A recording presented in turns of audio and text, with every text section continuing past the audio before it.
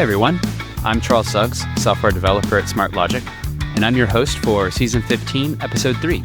We're joined by Greg Medland, aka the Elixir Fixer, Elixir-specific recruiter, and VP of Sales at SR2 Socially Responsible Recruitment. Today we're talking about the state of hiring and the jobs market in Elixir. Greg, welcome to the podcast. Thank you for having me, Charles. Really appreciate it. Yeah, this is a topic we've been wanting to talk about for a little bit now. It seems like there's some new things going on in the job market, new factors that haven't existed for a while. So this seems a little timely with the state of the stack. Yeah, I feel honored to be selected. I always joke that I'm the number one Elixir recruiter in the US and without a lot of competition. But yeah, I was pleased to come on, and I think a lot of the questions are things I get asked on a regular basis, whether it's at meetups or conferences or just in my day-to-day.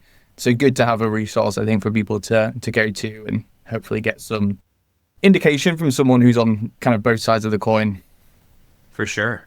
Yeah, it seems like the overall market right now is maybe slow, like hiring rates are low, but also people aren't really moving around. There's some reports that the demand for software developers is growing and projected to do that. But what are you seeing in your role kind of in both worlds there? Yeah, I think it's been a strange couple of years. I think a lot of the sentiment out there was that things are really bad, and I would say they're more weird than they are bad, and it's just a bit of a change of what we've been used to. So yeah, it's quite a unusual time, I would say, where I think it's important for people to kind of learn the market a little bit as they're going, because things aren't following a normal trajectory as they have done in previous years, I think. It's definitely been a bit of a shake-up. What do you think is different about that trajectory today compared to what people might be used to? Yes, I think coming into kind of 2020, early 2020s, 2021, 2022, there was just, demand was just growing, year on year, more bodies. We need more people in software engineering, and a lot of people join the industry who perhaps haven't been in it before, which is great. And I think there was a steady increase of supply, and supply just couldn't keep up with demand fast enough in terms of volume of hiring software engineers. And I think post 2021, 22, where there was obviously a lot of stimulus in the economic market, and funding was fairly easy to come by naturally in the US. That goes to tech a lot of the time, and that's kind of where it went. So it was a crazy couple of years. Demand was just so disproportionate to supply at that point that everyone was getting pay bumps constantly, everyone was getting promotions constantly, and if they weren't, there was 4 or 5 of us suitors who will happily give them what they want. So it was definitely a candidate-led market, across the board, and that didn't discriminate between seniors, principals, juniors.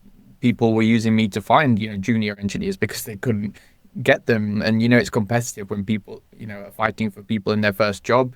And I think then post that, I think there was a rebalancing with the market, and companies that had overhired, had to readdress that. And there was quite a lot of instability.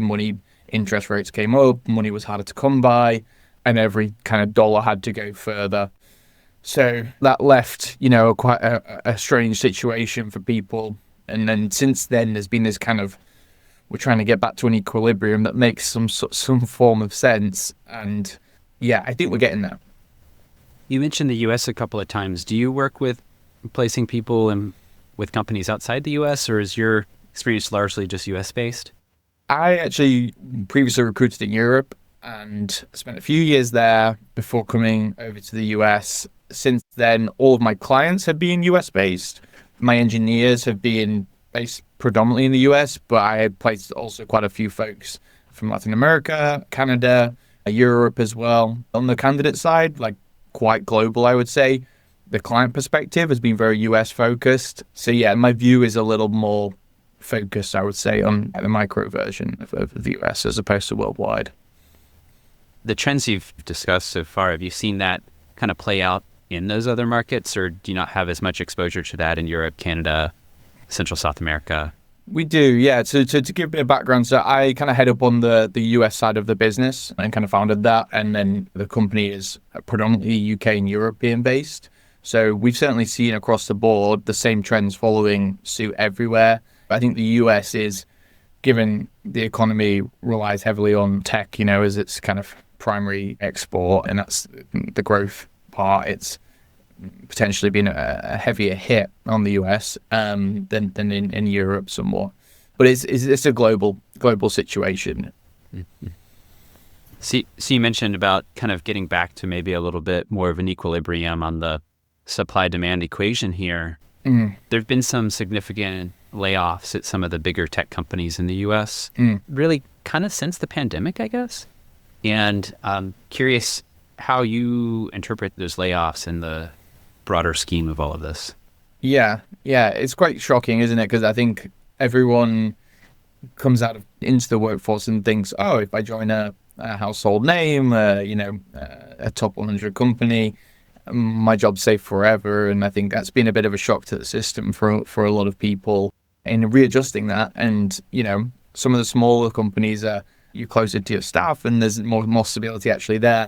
So, yeah, I mean, that's happened. I think that's been, again, I think they've just followed the trend of the economy of the last few years for the most part. This is just personal opinion, but I feel that some of the decisions are they're attributing to AI, and probably it's because of overhiring or just, looking after the balance sheet, to be honest, to be quite frank. And I think, yeah, it's certainly shaken up the market. But what I see in Elixir is that for the most part, there's a lot of the market doesn't necessarily want to be a FANG company. So I think we've been a little less affected by that as a result. Yeah, I remember seeing some reports maybe a couple of years ago that some of this was due to talent hoarding to keep people away from competitors, and that maybe their calculus changed. Maybe it was somewhat economically driven. But yeah, that's a good point that for the most part, Elixir companies are not the FANGs. Yeah. So that does somewhat insulate us. How much do you think AI is influencing these layoffs? You mentioned that in some cases that might just be an excuse, is maybe kind of your take, if I am quoting you correctly. Yeah. But yeah, how much do you think that is influencing it? I think it's definitely playing a part. And I think right now it's not, the way I see it is it's not a people eliminator, it's a productivity multiplier is kind of my take. So naturally with that, I think there's a tendency to think that we can do more with less people. So I think that's probably in the thoughts of, C-suite, a lot of companies, and particularly at enterprise level, that, hey, we previously would need, a team of 6 to do what now a team of 3 can do. And, that's going to have an impact. And if you scale that up to the big organizations, that does result in quite a lot of cuts. But from conversations I have, it doesn't seem to be the driving force. It's fanning the flames, I think, and it's probably made the cuts a little deeper in the last couple of years. But I think, take out the advancements in AI in the last few years, I think there would have been significant cuts regardless. Again, purely, I'm not an economist and I did study at university, but I do attribute a lot of it down to how the economy's has gone. It's kind of cyclical, but I think AI has definitely exacerbated things. So developers come in all stripes, all kinds of skill levels, all kinds of different combinations of bits of skill to make up the whole. Are you seeing differences in terms of how junior developers or more senior developers, or someone who has kind of like a broad but shallow skill set versus someone who has kind of a narrow but really deep skill set, are these different kinds of skill sets, we'll say, and experience levels being affected differently in what you're seeing? Yeah, I do. I think, if I look at 2020, 2021, at that point, it's like, how many years of Elixir does someone have?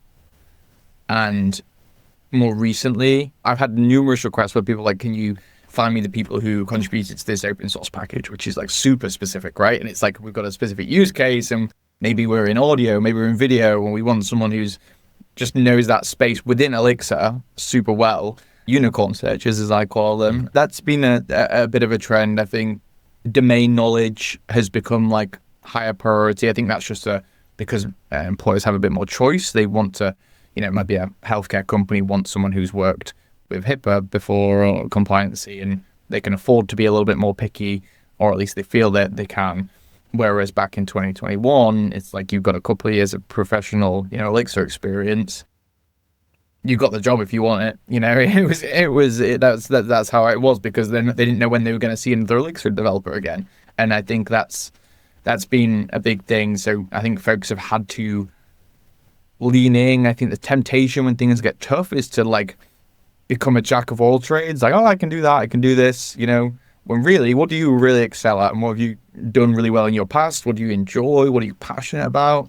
If you lean further into that, I think, yes, you're limiting the amount of roles you could potentially apply for, but you're maximizing the chances of you landing them if you're steering towards that. And that's something else that I've kind of had to rebalance myself. That sounds a little bit like advice sometimes given to new business folks who are trying to find their way, is to niche down. Yeah. To concentrate your business on a small niche of what you do really well instead of trying to do too many things. Yeah.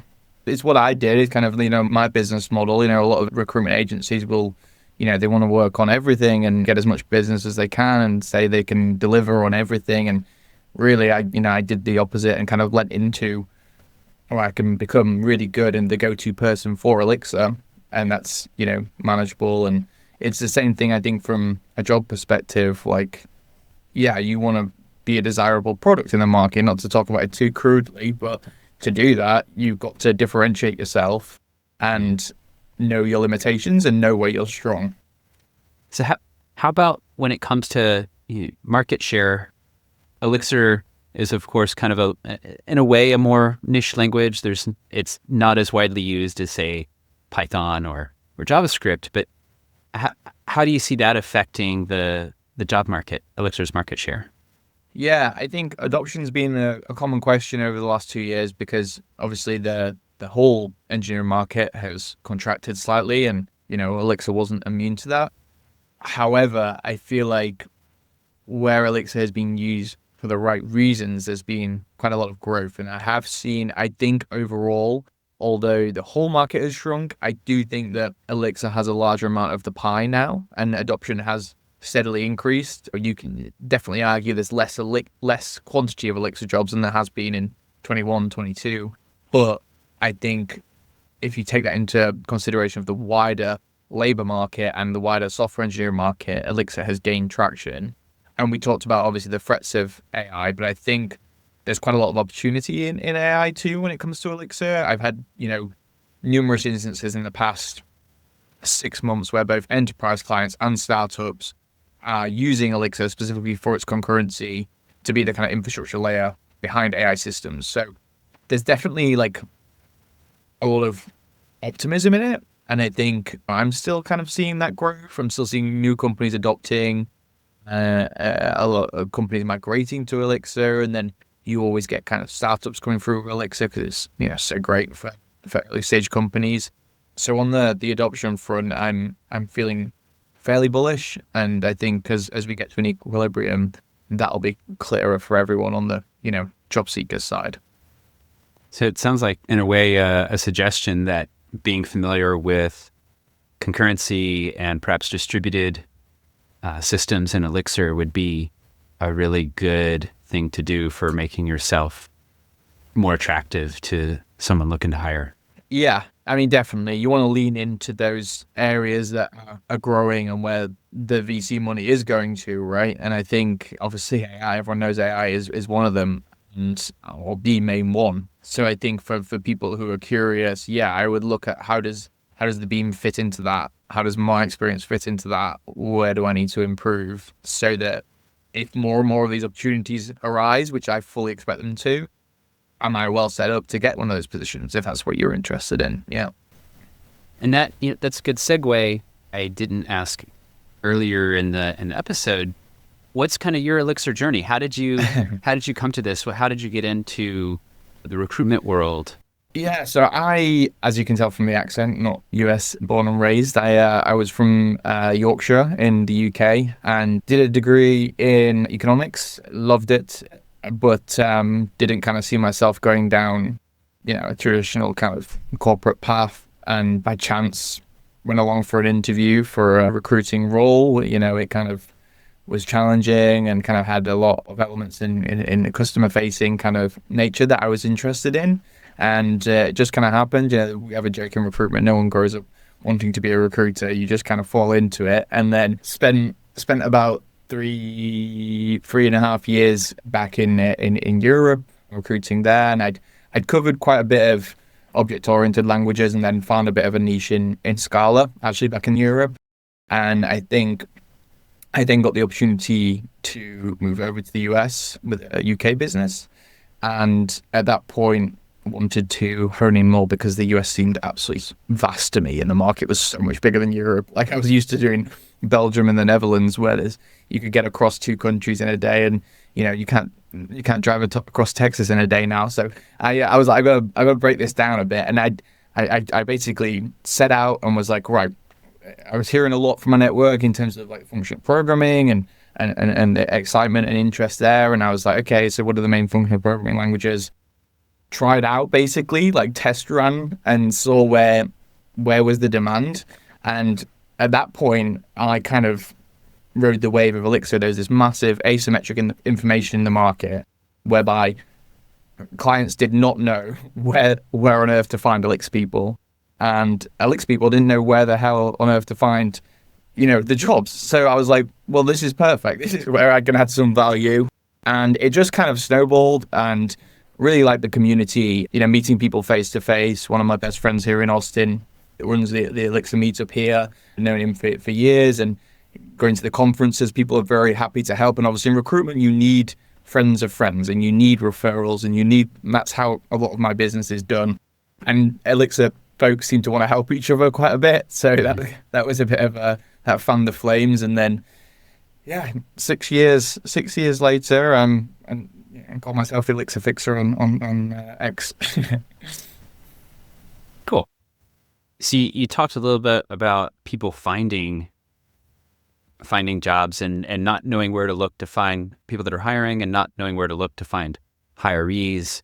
About what time period was that? Was there much available at that point in terms of Elixir job boards online, or what was that space like? It was pretty empty. I had to use like a tool that would kind of strip the internet for companies posting. I probably would have spun it up with Claude pretty quickly if it was around then, but it would basically show me the companies that are advertising for that, and for Elixir mentioned in there basically. And then it was just a process of outreach and then building up my network from there. And a lot of the good candidates I spoke to, back then I'd speak to one person, they'd introduce me to 3 more, and it would kind of snowball, and then they'd be working at 3 different companies. So I knew 3 different companies use Elixir, and just kind of mapped it out organically. And I think it's important to note, and I don't think a lot of people are aware of this, or maybe they are, but a lot of hiring goes on not on LinkedIn and not on job boards. And I tried to set up like a Slack group 6 years ago. I think it's got over 1,000 members now, a channel in the main Elixir Slack where I just post kind of remote US jobs. I have my Twitter channel or X channel where I post my roles, and LinkedIn I fairly often post, and that kind of shares it organically and gets to the right people, hopefully, eventually. So you got to be a bit creative in Elixir to find those folks when you need them. Have you noticed any significant changes in hiring practices or in the volume or quality of candidates? It sounds crazy for a recruiter to say this, but I never post my jobs on like LinkedIn as a job, because there's a click apply button, and I could show you where I've posted previously, and I can search Elixir in the applicants, and 1 out of every 120 will have Elixir mentioned in their profile, right? And it's a pure Elixir role looking for 3 or 4 years experience in Elixir, for example. So that's changed. I can't do that anymore because my inbox just becomes unmanageable, and then people will start to hate me because I don't get back to them quick enough, which is a problem. So I think more so than now, I think because of like, even like fake employees and all that kind of thing, like people trust is a big thing in hiring, right? A lot more of the market has gone kind of off market, if you like, where people are going through networks or coming to someone like me if they know me and hiring that way, as opposed to putting out an advert and seeing what comes back. Because you just don't know, and you're going to be, overloaded with inbound. And, a lot of companies don't have a dedicated internal recruitment team. And so, like, if you're a CTO of a growing startup, do you want 100 resumes in your inbox? And can you really have the time to go through them properly and actually find the people who are relevant in there? So that's been a bit of a switch. I think in terms of like practices and process, I would say things have got slower. Like you had to move really quickly in 21, 22 to find the right people. I think some companies I'm hearing like crazy lengths of time between first interview and final interview. The processes themselves, I think, have remained largely the same. What I typically see is a first round screen with a direct hiring manager, second round, some form of technical, whether that's take home, live coding, or an in-depth kind of project that you kind of walk through, followed by typically a panel round with like a few more stakeholders in the business, and then finishing up with a CEO or back to the hiring manager, depending on the business, to kind of round things out. So process-wise, no. I do think one thing of note is that I do have to ask people now when I'm qualifying them and when I'm taking a new job requirement from a company is like, what is your stance on AI tools? Like that I have to ask, and that's a big thing. Like I've had, placements not work out because during the interview process, the manager and the engineer had completely different views on it. Some people like let AI run wild, and others are like, oh, I don't trust it at all. And there's a spectrum. So that's a new one for me that's only had to join my qualification sheet, if you like, in the last couple of years. Is there much imbalance between hirers and hirees in terms of that stance on AI tooling? I think it's a fine balance, but I think like C-suite and a lot of, management, if someone's completely hesitant to use kind of AI tools, I typically say that's like that's probably a deal breaker. I think, they want to see that people are experimenting or at least trying to work with these tools. It might not be fit for every job, but you want to be as productive as possible, and they want their engineering organization to be as productive as possible. So I think that can be seen as a bit of a red flag.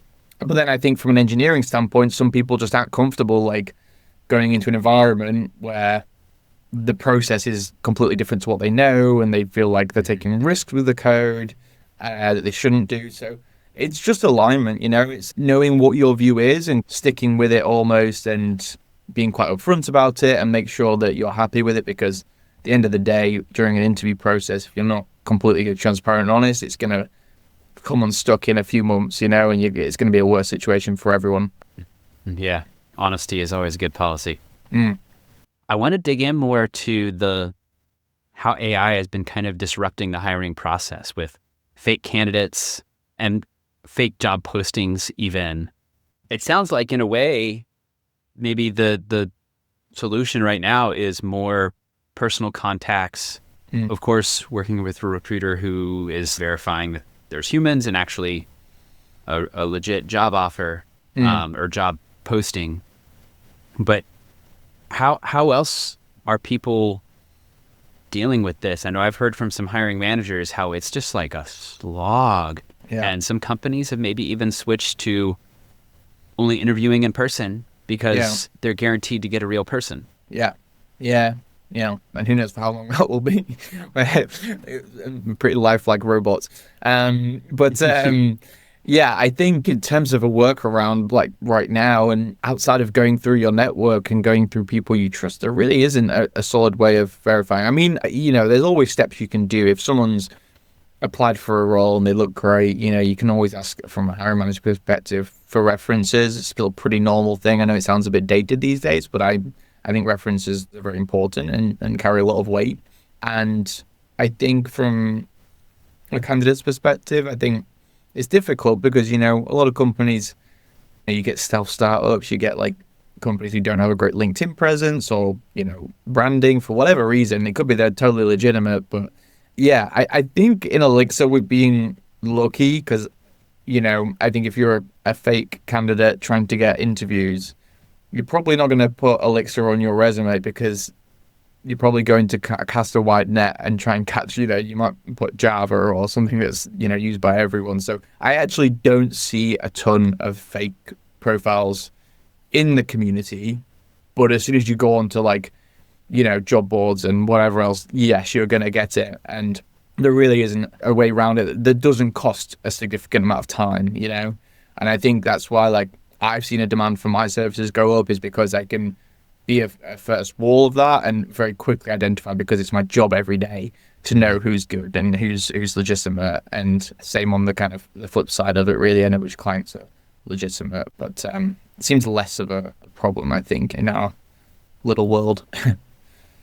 I don't mean this to sound reductive. Do you think that in a way your role, or part of it, is taking the place of some of the AI resume vetting tools that some large companies use? Because I've heard this is a problem of just trying to get through the AI machine so that a human will even see the resume. Yeah. Or is this part of what you do, is work with candidates to edit the resume so it's more likely to get through some of these filters? Or Yeah. So I don't have to worry about that. I mean, every candidate I submit to a client is usually through a Slack channel or an email, and it's handpicked. There's detailed notes in there, so I'm never really worrying about optimizing for online. But if someone always asks me how can I improve my resume, I'll give them kind of tips. But from my understanding and from what people are saying, there's no tips that are going to work, all the time. It sounds as though each model will reject you for different reasons, and it is frustrating because I speak to people often who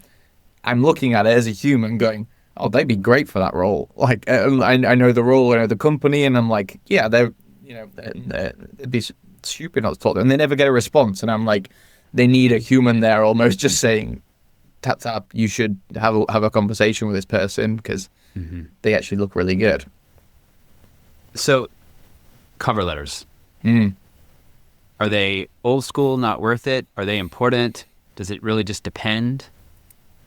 I mean, I love a cover letter because I essentially will write one up for a candidate from my perspective after qualifying them for a role.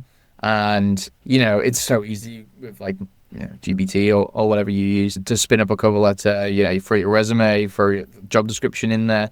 That rarely hits the right notes because I think if you're being hired, it's a human thing. It's not something that AI is going to be able to kind of highlight or replicate. I think a good cover letter where you're showing that you've looked into the business, maybe you've had a look at some of the engineers on LinkedIn and they look like people who've had a similar trajectory to you or similar background, and you can draw a reference to those.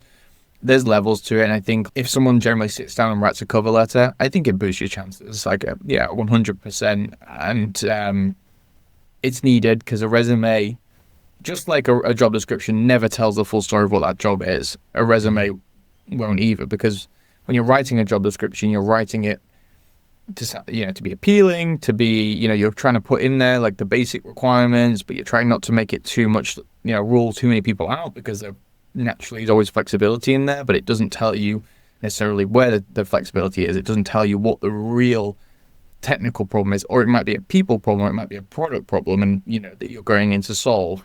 So there's a lot of nuance behind it. So yeah, I would steer away from kind of AI generated cover letters, because I think they will fall by the wayside and it will be quite obvious. But it always helps to put in a bit more work and kind of, if you're really passionate about an opportunity, showcase it. Tell them why you are.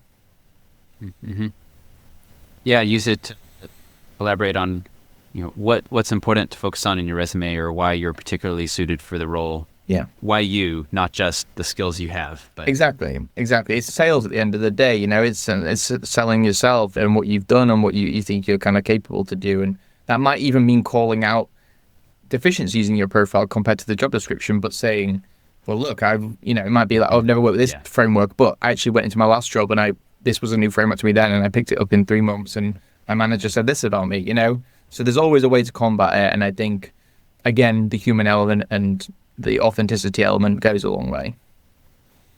For sure. What other things do you think people should do to really kind of stand out in the hiring pool? That's a really good question. Obviously, one I get a lot. So, of course, yeah. I think everyone wants to stand out, and I think the only way that everyone can stand out is if everyone leans into what makes them them in a way, and what makes them. Everyone's had a different career journey. Everyone's had a different process has gotten to this point, and everyone has different strengths. And I think there's a lot to be said for just knowing what you're good at, knowing what you're not good at, and being very clear about that and projecting what you want. Don't try and be a one size fits all. Like, don't try and make your resume appealing to the masses. And coming back to that same point I raised earlier, niche down. I don't want to repeat myself too much. Having said that, like, people want tangibles, right? People want, like, what can I go and do this evening? It's going to increase my chances. And I think there are definitely things, like, I think, like, you know, having an open source presence is really important. I think that's a really good thing. It's not, you know, possible for everyone. I completely understand that. And as a kid who, you know, hated homework, I wouldn't want to go home and do more work on my own time. But I know that people are also very passionate about it. So again, if you have an area of work that you're really excited about, or maybe you have an area of your personal life that you're really excited about, say you're a musician, you know, look into kind of Elixir and what's going on in you know, audio, and what packages are available, if you could improve them or help maintain them. And in doing that, not only are you having something to talk about during interviews and on your profile alongside your own work, you'll also meet other people with similar passions. And guess what? They might be a CTO or an engineering manager at one of the companies you'd love to work at in an area you're really interested in. So there's no shortcuts there. That's telling people to do a lot of hard work on their own time, but it works and it resonates and it hits the right marks.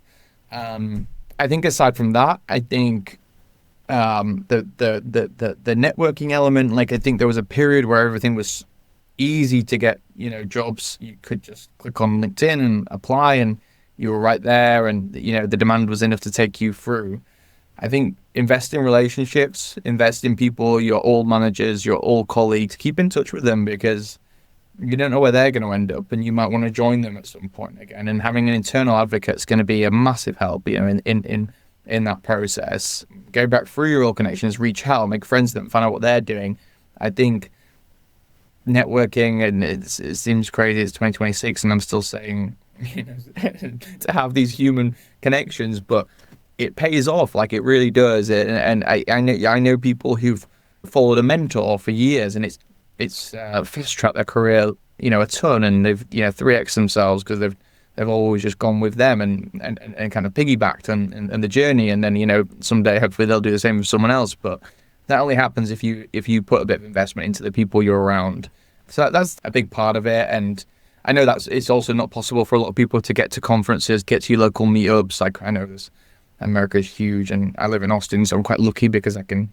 It's 5 minutes in a Waymo to meet up with fellow people. But getting that FaceTime and getting in front of people and hearing what people are doing often leads to something. It might not be immediate. These are all, like, slower gains, but I think it will pay off in the long run. At the risk of putting words in your mouth, so definitely say if I've got this wrong, but it almost sounds like you're saying that in a world where artificial intelligence is becoming more prevalent, the importance of human connection is becoming more important, or is just as important. There's our tagline. Yeah, that can be a post. Yeah, I think that's exactly what I would say. I think I see it firsthand, in that managers come to me, companies come to me because they want someone having that personal connection. They want to protect their brand as well. They want to make sure, like, candidates applying having a good experience when they're trying to work there. And I think, yes, I think that it just carries so much weight. And in a world where anyone can tailor their resume and can, you know, inflate the number of years experience, or even pick up a new framework fairly easily with the new tools, you've got to stand out. You're no longer, you know, a tool user. You've got to be a tool builder almost, and kind of and a multiplier. I don't want to use too many buzzwords, but I think that's what I'm saying. And I think those people who I've seen who've got those, like, strong human connections are the ones who are finding it much easier now, as opposed to cold applying on LinkedIn, which I just think is almost redundant at this point. What about highlighting soft skills or non-technical aspects of you that may indirectly contribute to your ability to be a good team member? I talked earlier about people, like, changing careers, which I actually think is a really good thing. And people have come into software engineering and maybe they were a teacher, and, they're getting into an ed tech role. Like that's awesome. You're a user, like you're a consumer of that kind of a product, and gives you a whole new perspective on things. And I actually did want to mention this because I think one of the most common requests in the last year or year and a half, or the most common reasons that candidates haven't received offers for interviews, has not been they don't know Elixir well enough or they've never used Live View. It's been, could they sit in a room with a customer and create a solution like there and then? I had one candidate, I remember, that I went to an interview and they asked him about his kind of like product instincts and how was he customer facing. I think he'd worked on a trucking or logistics application, and they were having some problem with the mobile app, and he went and sat on an overnight shift with someone driving the truck and saw how it was being used, saw where the problems were. And obviously it's a great anecdote, it's a great story, like it makes problem solving real. And I think software engineers are problem solvers, and I think being able to churning out lines of code is getting faster and faster. It's no longer an advantage to say I can write X lines of code and it all works great, because so can a lot of people. But what a lot of people can't do is take a problem, figure out a technically sound solution, implement it, take the feedback, adjust it, and I think software engineers and product managers are almost blending a little bit, and I think that's been probably the biggest trend I've seen in the last year and a half has been companies looking for that instinct and looking for experience or anecdotes like the one I shared in the process that they can be like, yeah, they get it. Mm-hmm. Sounds a little bit, I mean, it shouldn't be, but sounds a little bit like thinking out of the box to a degree. Like the box is my ticket, the requirements I got from the client, and maybe the small decisions that I end up having to make as I implement this that weren't made ahead of time. Yeah. But as technologists, if what we build isn't used or isn't useful, then we've just wasted our time and someone's money. Exactly. Yeah. There's nothing wrong with taking tickets, but that's not what's going to get you hired, I don't think, in this day and age, or it's going to make you less, it's those solutions, which is why I think at the moment, like there's a ton of demand at the staff principal end of the market, and those folks are getting 3-4 offers, and junior, kind of more mid-level, earlier career people who perhaps have been in those roles where they are taking more tickets and having less say, that's obviously more difficult for them to then showcase in the future interviews. So I don't know what that means for the future. It's obviously not a good situation, because they're never going to get that experience if someone doesn't give it to them. That's being a kind of worrying trend, I think, because it seems like they almost have to go and have those pet projects on the side, where they're doing their own kind of user studies, so to speak, and then developing something specifically for that.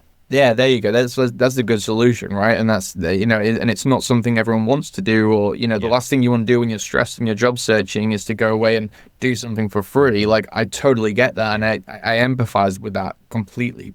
But that's kind of the reality, unless maybe someone, right? And you've networked with someone, or you've met someone at a conference, or you met someone on Meetup, and they're happy to give you an internship or some kind of some work to kind of get going, and maybe something contract based, and you can kind of overachieve within that. But I think you've got to be, it's tough. It's a tough market, I think, for juniors and mid-levels, and there's no point pretending it isn't. Know how to ask and understand the why behind what you're doing. Yeah, exactly. And even if you're not talking with the client or whomever it is you're working for, the end user, if you can understand the why and you can articulate the why, perhaps that's still getting a little bit of that indirectly. Yeah. What should people stop doing? Well, people should always return my calls. But I think, that is a really good question, really. We have a saying, right? What got you there, what got you here won't get you there. So your traditional trajectory, you're seeing, again, we can relay this back to a few things we discussed. So like the FAANG companies, enterprise companies, laying off loads of people. Traditionally, they would be safe bets for a number of years where you could kind of, hunker down and clock in and do exciting work, I'm sure. But, you knew that you'd probably be there for a few years. And I think that's kind of flipped on its head again. And again, for those companies, you're a bit more of a number, whereas maybe look at some of the smaller companies, maybe look at someone who's local to you where you can have an outsized impact, and develop really good relationships with not only your engineering team, but maybe the wider business, maybe the, marketing, product, whatever it might be. And kind of that will help you in terms of a stability standpoint. And I think as well, I kind of covered it already and mentioned it, but trying to be everyone's cup of tea. Like, you don't need to be everyone's cup of tea. You've got to be your own cup of tea. It's kind of going for what you want and what you want to attract. Like, again, like I would advocate against trying to apply for everything. And, it's obviously tempting because the more shots I take, but I think what you're going to do then is you're going to burn out and you're going to get disillusioned. And by the time you get to the opportunity that you really want, you're struggling in the interview because you're downcast about your suitability. So I think people need to come into the market pre-prepared with a bit of a vision of what they want. Like, I always like that when I get on a call with someone and they can tell me what they don't want to do and what they do want to do. And that really helps me to get to know them and what's going to be a good fit, as opposed to, if it's Elixir, throw me in there. I that's not helpful for someone who only recruits in Elixir. All my clients do Elixir, and I'm like, no, I want to hone in and I want to sell you really well because I want to get impassioned by your fit for them. And that's one thing. I think traditionally people would wait quite a long time before nurturing their connections and nurturing their outlook on looking for jobs. And I think one thing the last few years have shown is you kind of got to keep an eye on the market because you don't know what's gonna happen at any company, and it can be quite sudden. And there's that saying in investing, right? Time in the market over timing in the market, and there's never a truer word said when it comes to looking for a job. And the chances of, I always say to people, the chances of you coming to me, say you just had a layoff on a Friday, we speak on a Monday, the chances of me having a really, really good opportunity for you and like hits your criteria, and it's going to be really interesting and a good team fit, chances are quite slim. But if we've been chatting from the last 12 months and I've been letting you know what's going on the market, for example, this is quite a selfish self-promotion, but, it gives me that chance to then I can let you know when something good comes up. And it's the same from a client perspective. Clients are doing it. Clients keep an eye on the market, or should be keeping an eye on the market constantly to take advantage of when the right person is. Because on the flip side, if they're posting a role that's super specific, a bit of a unicorn, there's probably 4 or 5 people in their geography that could do the role. The chances of them being available right at that time are also pretty slim. So like they need to have an open door. So I think people need to be, or they need to stop doing, is being a bit reactive to their careers and the job search, and try and be a bit more proactive. So what can I be doing in my current role that's going to set me up well? Who can I be networking with and spending time with and speaking to? What conferences can I be attending whilst I'm in the role? And to kind of further those chances so that when I'm ready to move, or if I have to move, I'm ahead of the game. I've got 5 or 6 warm connections. It's just going to make that whole process a lot easier. But as someone who's constantly drowning in life admin, I know that I'm giving people more work to do alongside their role, but I feel like these are practical things everyone can kind of take away and implement, and I've seen firsthand affect people's job searches positively. You've maybe already answered this, but I kind of want to hit it directly. Is if someone listening right now is feeling stuck or discouraged in their job search, what words might you have for them? Well, I'd say give me a call. I never charge to speak to anyone, and I'm always happy to kind of have a one-on-one conversation. I know everyone's different, but I think there's people getting hired consistently. Like, people are getting roles. It's not all doom and gloom. People are using AI to increase productivity right now. Like, who knows what's going to happen in the future? But try not to think about that. Control what you can control right now, which are things like, I could sit here applying for 30 jobs, but it's going to affect my mental health, and I'm not going to feel great afterwards. why don't I go away, do something I'm really passionate about and enjoy, and have something to then take out to companies and say that I'm working on this, and see what companies are in that particular area. And a lot of companies, like I just said, are opportunistic in their hiring. And if they see someone who's even kind of doing some cold outreach, maybe reached out to them on LinkedIn or sent an email over and just said, hey, love your product, wondered if you were kind of looking to hire right now. I think outside the box slightly, like don't expect different results from doing the same thing, you know? And yeah, I mean, I don't know if that's very encouraging, telling people to do more, but I think you've got to speak to people, and people will always help you out, and people will have been through the same thing as well a lot. Like if you've had ex-colleagues, I know when like there's been layoffs before, colleagues have set up a group chat and they'll help each other out. I'm sure that's super useful. If you're in that situation and no one has, go and do it yourself, and then invite everyone, and that can be a big help. And often companies will take two people who've worked together before because they've worked together before, and it's an easy fit, and they're happy to not pay a recruiter like me a fee for the pleasure, so they'll get two for the price of one kind of thing. So I think there's a few solutions like that I think can help ease the burden a little bit. And yeah, I guess my advice would be to kind of also talk to people who are in the positions that you kind of want to be in. And you'll probably find that most people have had a similar stage in their careers where they were in between things and got stuck. I'm not sure how much comfort this is going to be. Like, I do understand that there's human beings who have bills to pay, and I totally get that. And honestly, if ever wants to call me and vent about that, I will happily listen, and hopefully you would leave a bit more optimistic. But it's a case by case basis, isn't it? I think, but yeah, hopefully there's a couple of practical things in amongst what I've just said. So how should people reach out to you? What works for you? If I haven't already reached out to you and you're in the Elixir community, I'll be surprised. But I'm pretty active on LinkedIn. I tend to post content about the Elixir market in general and a lot of my roles. My name is just Greg Medland on there, so you can search me on there. X as well. I try and post and repost news about that's going on in the Elixir community. If you're not on the Elixir Slack, get in there. If you're in the US, there's a remote US Elixir job channel on there. And then my email is just greg@sr2rec.com. And yeah, I try and do a monthly mailing list where I'll advertise, like, here's a brief overview of the kind of roles I'm working on, just to touch base with people. And, hopefully I don't annoy too many people with that. It doesn't seem like it, but there's people on there who kind of just been on there for 4 or 5 years and never had an interview with them, or they've never applied for anything, but probably comforting to see the jobs that are out there. And who knows, one day their dream job might come flying past and they might bite on it. But I'm a big believer in time in the market, so I'm not going anywhere, and I like to build connections kind of for the long term. So even if you're not looking, or if you are, like, definitely reach out, and if you're not, feel free to reach out too. And always have to give people kind of a pulse check on what's actually going on my side. Thank you so much for joining us. Do you have any last minute thoughts, hot takes, or anything you want to leave us with?